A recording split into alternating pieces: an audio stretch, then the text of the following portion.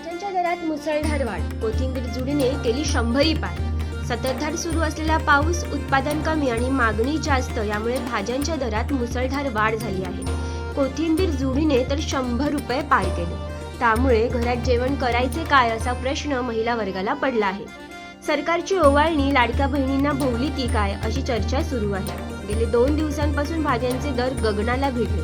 त्यामध्ये कोथिंबीर 100 रुपये जुडी, मेथी 60 रुपये जुडी, कांदा पात 30 रुपये जुडी, पालक 30 रुपये जोडी, माठ 30 रुपये, शेपू 30 रुपये, शिमला मिरची 80 रुपये, गाजर 80 रुपये किलो, मटार 200 रुपये किलो, वांगी 80 रुपये किलो, टोमॅटो 40 रुपये किलो असे सर्वच भाज्यांचे भाव वधारले आहेत। भाज्यांच्या वधारलेल्या दरामुळे सर्वसामान्यांच्या डोळ्यात पाणी आणले आहे। तर जेवायला काय करायचे हा प्रश्न लाडक्या बहिणींना पडला आहे। निवडणूक डोळ्यासमोर ठेवून मुख्यमंत्री माझी लाडकी बहीण योजना सरकारने आणली। तशाच प्रकारे वाढलेली महागाई आणि भाज्यांचे वाढलेले दर कमी करण्यासाठी सरकारने कोणते प्रयत्न केले किंवा करणार आहेत असा प्रश्न जनतेतून विचारला जात आहे।